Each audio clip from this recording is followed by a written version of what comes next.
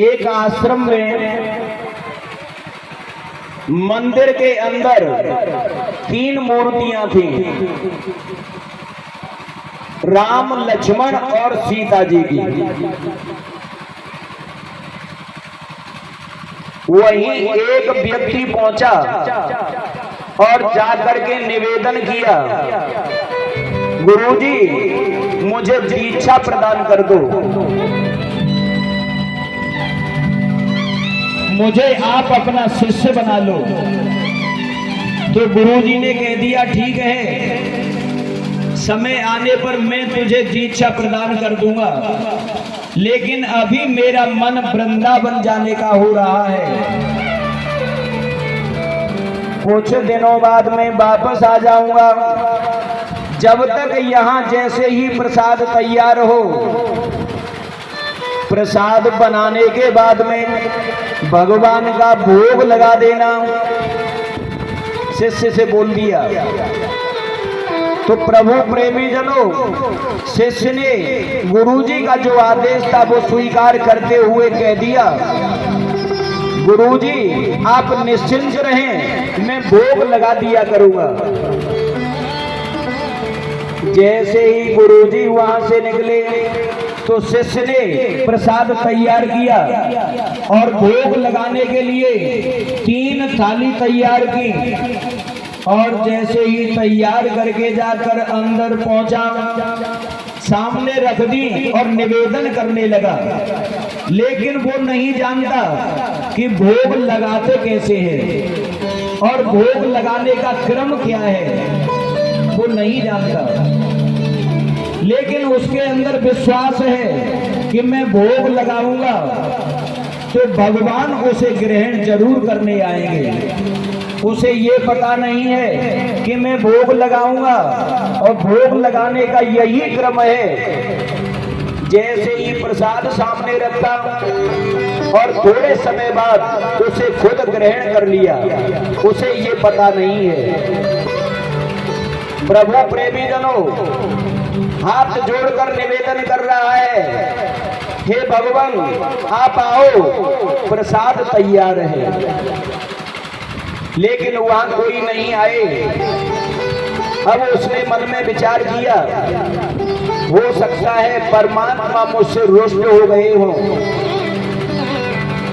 दिन भर बैठा रहा, आग्रह करता रहा, लेकिन प्रभु प्रेमी जनों भोग नहीं लगा।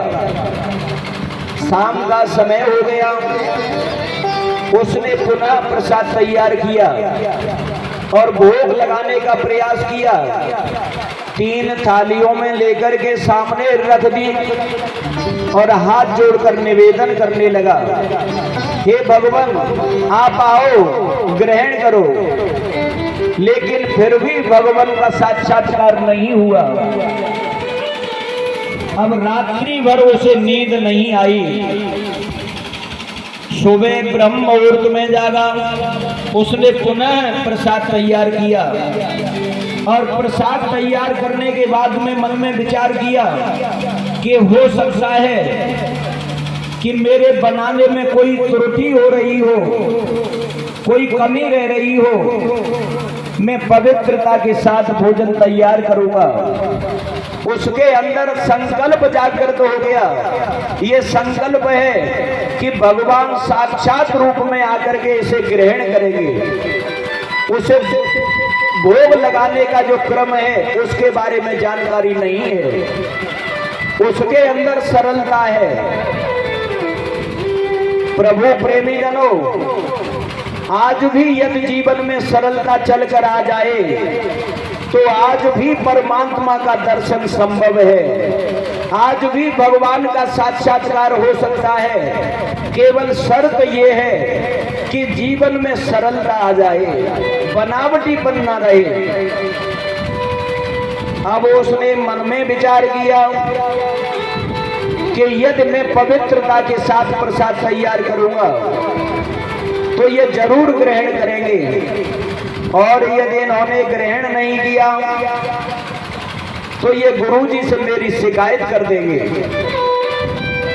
प्रभु प्रेमी जनों, उसने बड़ी पवित्रता के साथ प्रसाद तैयार किया और विचार किया कि दूध की आवश्यकता और हो सकती है, हो सकता है कि गुरुजी भोजन के साथ में दूध भी देते हो, मुझसे ये भूल हो रही होगी। तो उसने भी एक गिलास में दूध रख दिया और जाकर के निवेदन किया, हे भगवान, अब तो मुझसे कोई भूल नहीं हो रही, क्योंकि अब तो मैं एक गिलास में दूध भी लेके आया हूँ, आप आ जाओ, ग्रहण करो। भावना जागृत हो गई। उधर रामचंद्र जी ने हनुमान जी से कहा, जाओ वेश बदल कर जाओ और इस शिष्य को समझाओ कि भोग ऐसे नहीं लगाते हैं। भोग लगाने का क्रम तो ये है कि आपने प्रसाद जो भी रखा है थोड़े ही समय बाद उसे वापस ले लिया जाता है और खुद ग्रहण कर लिया जाता है। इसे पता नहीं है, जाओ समझाओ। तो प्रभु प्रेमी जनों, हनुमान जी वेश बदल करके आ गए और उस शिष्य से कहा, क्या कर रहे हो अंदर? शिष्य ने कह दिया, मैं भोग लगा रहा हूं। हनुमान जी ने कहा, ये भोग लगाने की प्रक्रिया ये नहीं होती। भोग लगाने का क्रम तो ये है कि आपने जैसे ही प्रसाद सामने रखा है और वहां से वापस लेते हुए खुद ग्रहण कर लिया जाता है।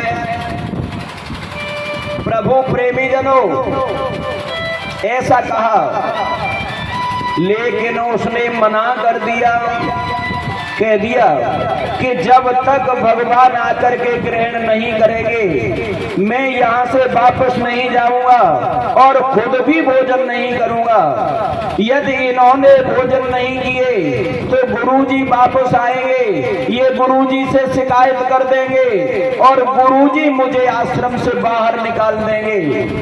जब तक ये भोजन नहीं करेंगे तब तक मैं भी प्रसाद ग्रहण नहीं करूंगा। उसके अंदर ऐसी भावना जागृत हो गई। हनुमान जी वापस चले गए और जाकर के राम जी से कहा, हे भगवान, मैंने काफी प्रयास किया है समझाने का, लेकिन उसकी समझ में नहीं आ रही। वो तो ये बोल रहा है कि जब तक साक्षात भगवान नहीं आएंगे और ये भोजन स्वीकार नहीं करेंगे तब तक मैं भी भोजन नहीं करूंगा, भले ही कितने भी दिन हो जाएं। अब जैसे ही भगवान के सामने ये सरलता सामने आई, भगवान रीझ गए, तुरंत आकर के प्रकट हो गए और भोजन स्वीकार किया, प्रसाद ग्रहण करने लगे।